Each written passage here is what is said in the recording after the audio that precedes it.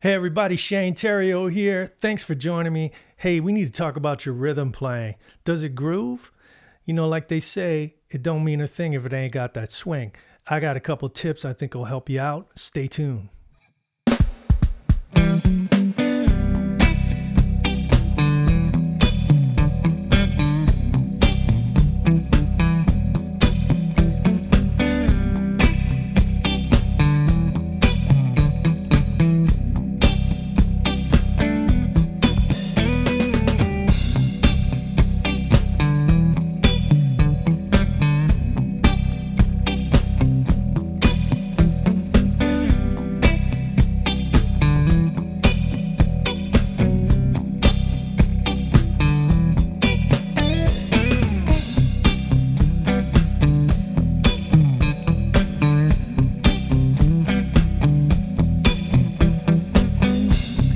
Terrio joining you. Thank you for coming back. If you're new, welcome to the channel. If you're repeat, thanks for coming back. Thanks for helping me build the channel.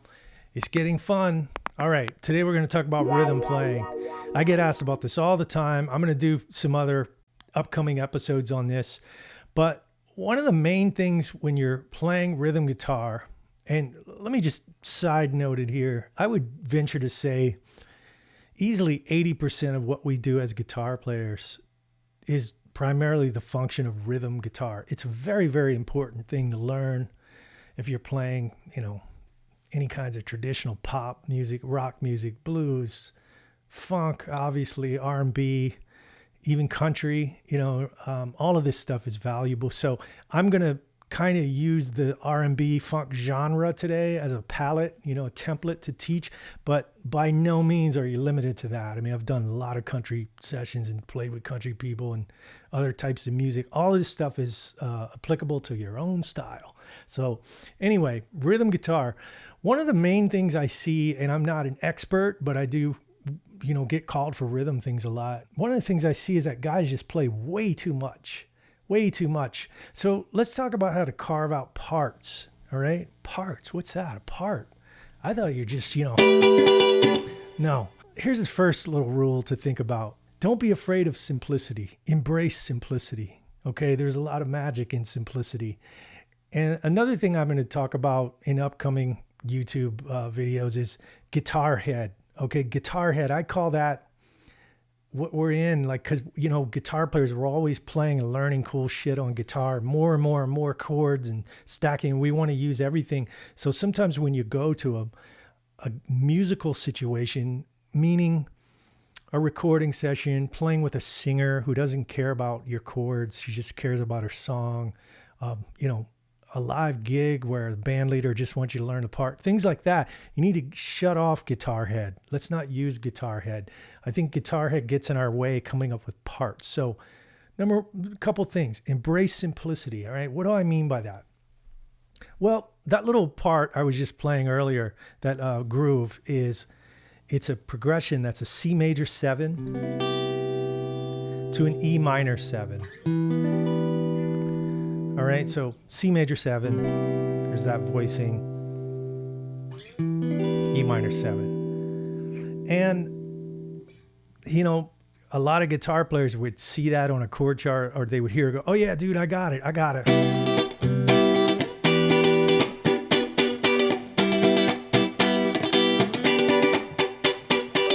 Okay, there's nothing wrong with that. It's in time.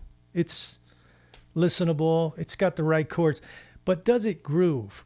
That's the thing. That's the topic today. Does it groove? That is the litmus test. When you strip the drums away, is it still grooving? To me, it's not. I mean, yeah, you're in guitar head.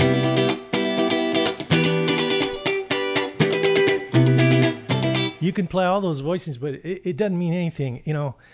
When I was playing in the Neville brothers, the first lesson I learned from Art Neville, who was one of the founders of the Meters, and he would describe it as a washing machine groove. And I'm going to talk about this in some upcoming episodes. But Art would say, it's like it's got that washing machine groove. And he would do this. He would actually dance. And he would do this thing. And it took me a minute to figure out what he's talking about. Oh, he's talking about the washing machine when it, what do you call it, agitates the cycle like this.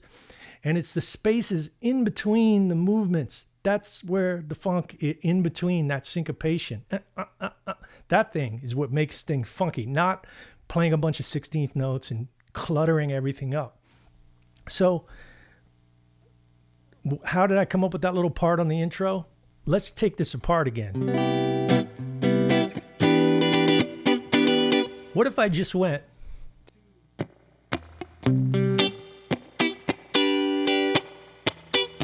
one.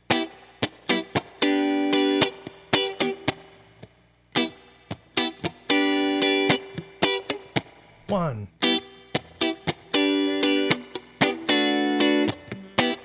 See how much more space there is? One. That's the pulse. So 3, 1.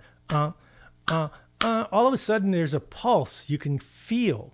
So if you took the drums away, which they are now, I'm going to play along to the groove again. But listen, you can still feel this. 2, 3, 4. 1. 1. So that's what Art was talking about. It's got that thing to it, like that.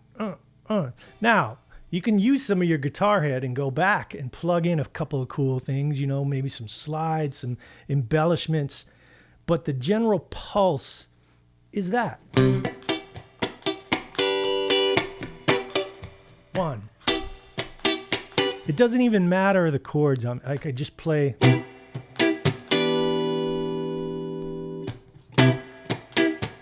That feels better, and the band is going to feel that, and the singer is going to feel that. Everybody's going to be happy. You're going to get a call back. Trust me. When you come up with a part, maybe try to sing a rhythm. That's what I'm doing. Think like a drummer, okay? So, try that. That's what I did with this rhythm. So check it out. C major 7. E minor 7. Then you can add some other things.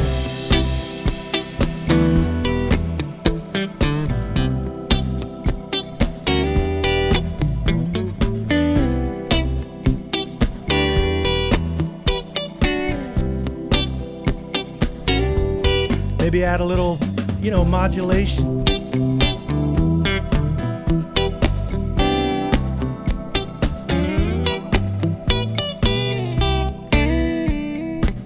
Got a little too much modulation. But then you can add some guitar head stuff in.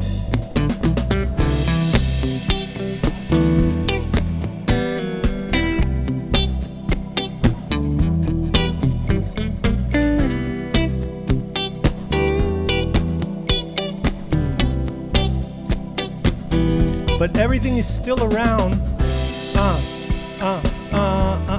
And I just plug in things around that rhythm. Let's try double stops with some delay.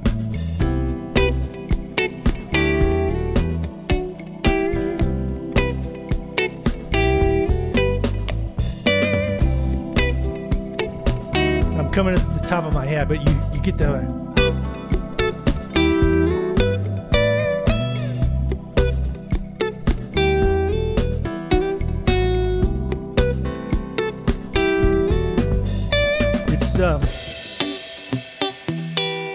So you get the idea. I'm stretching it, but I'm showing you in real time how you can come up with shit like that just quick. And that's a pulse, you know. You want to think like a drummer. That's a good way to think about it.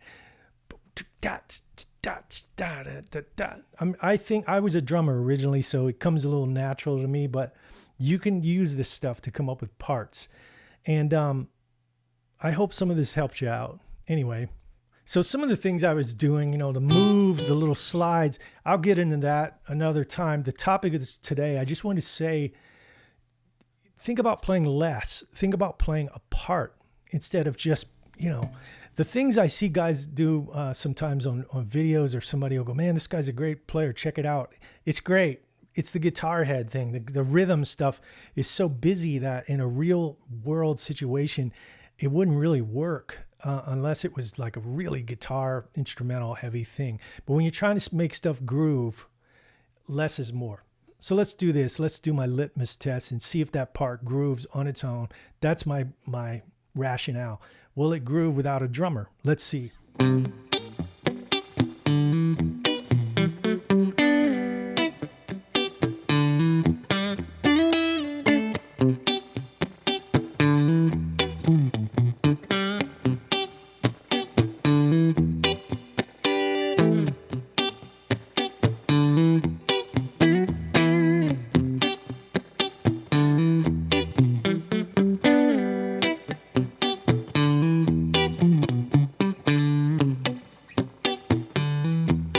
And I'm doing a lot of things in there. I'm playing too much, but I want to give you the idea. Listen. That's the basic. That's the foundation.